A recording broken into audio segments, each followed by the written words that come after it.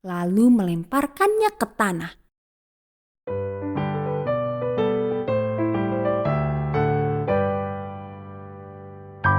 Halo adik-adik semuanya. Cerita Alkitab anak-anak hari ini berjudul Anak Lembu Emas. Ayat hafalan cerita Alkitab anak kali ini berasal dari Mazmur 86 ayat 5. Mari kita baca ayat hafalan ini bersama-sama ya. Sebab Engkau, ya Tuhan, baik dan suka mengampuni. Adit berjalan dengan takut-takut ke arah ibunya. Maafkan aku, Ibu. Bisiknya. Seharusnya aku menurutimu. Aku seharusnya mengerjakan PR-ku daripada bermain video game. Apakah Ibu mau memaafkanku? Tentu saja Ibu memaafkanmu, Adit. Ibu memeluknya. Namun sekarang, kamu jadi terlambat mengerjakan tugas. Bukankah akan lebih baik jika kamu menurut?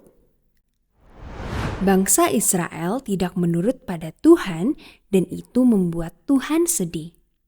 Bangsa itu memiliki alasan besar untuk mengatakan bahwa mereka menyesal. Apa yang Tuhan lakukan? Apakah Tuhan mengampuni mereka? Mari kita dengarkan cerita Alkitab ini ya adik-adik. Setelah Tuhan mengucapkan 10 perintah dari Gunung Sinai, Dia memanggil Musa ke atas Gunung Sinai. Tuhan memiliki banyak pesan untuk diberikan kepada Musa. Dia ingin membantu orang Israel menjalankan 10 perintah dalam kehidupan sehari-hari mereka. Tuhan berbicara kepada Musa untuk waktu yang lama. Dia menjelaskan 10 perintah secara lebih rinci.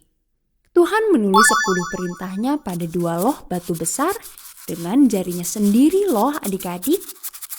Musa berada di atas Gunung Sinai untuk waktu yang lama, yaitu 40 hari atau sama dengan 6 minggu. Begitu lama sehingga bangsa Israel mengira Musa tidak akan kembali. Maka pergilah bangsa itu kepada saudara Musa yang bernama Harun.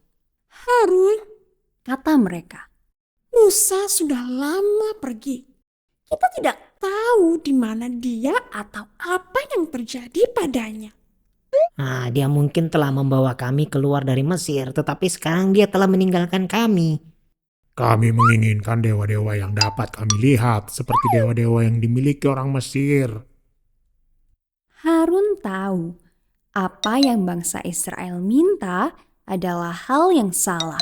Tetapi dia takut kepada orang-orang banyak itu. Jadi Harun berkata, Oke, pulanglah dan beritahu semua orang untuk membawa emas mereka kepada aku. Harun melebur emas-emas itu dan membentuknya menjadi anak lembu emas.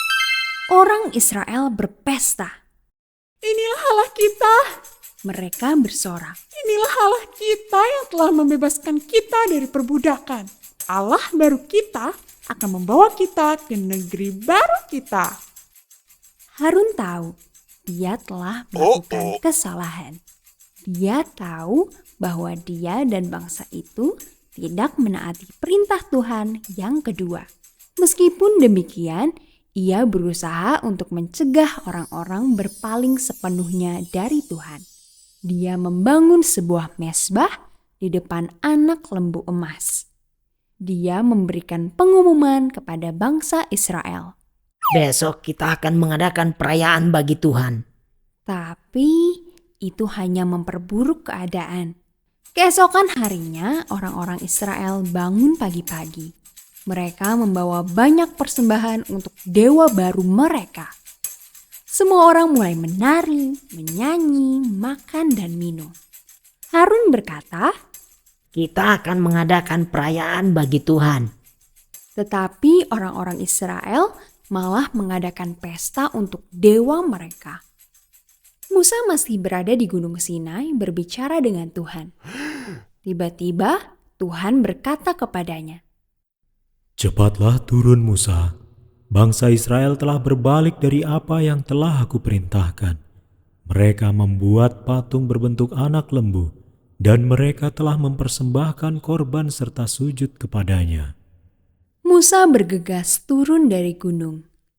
Dia membawa 2 loh batu istimewa yang di atasnya Tuhan telah menulis 10 perintah dengan jarinya sendiri. Di tengah jalan menuruni Gunung Sinai, Musa bertemu dengan abdinya yang bernama Yosua. Musa dan Yosua mendengar suara keras dari perkemahan bangsa Israel. Kedengarannya seperti ada pertempuran di perkemahan kita. Apakah seseorang menyerang orang Israel? Tanya Yosua. Tidak, Kata Musa. itu bukan suara pertempuran. Itu juga bukan suara orang menangis. Itu suara orang bernyanyi. Mereka bergegas pergi. Ketika mereka akhirnya sampai di perkemahan, Musa melihat anak lembu emas yang telah dibuat Harun. Dia melihat umat Tuhan menari-nari di sekitarnya. Dengan marah, dia mengambil loh batu 10 perintah yang telah ditulis dengan jari Tuhan sendiri, lalu melemparkannya ke tanah, menghancurkannya berkeping-keping. Musa memohon kepada Tuhan untuk mengampuni orang Israel. Syukurlah Tuhan yang penuh kasih itu mengampuni bangsa Israel.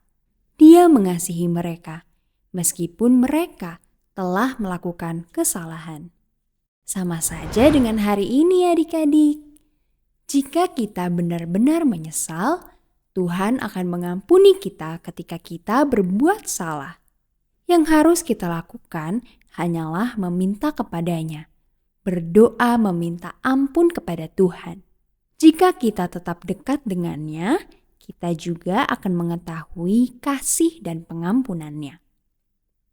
Pelajaran yang dapat kita ambil dari cerita Alkitab anak hari ini adalah Tuhan selalu siap untuk mengampuniku.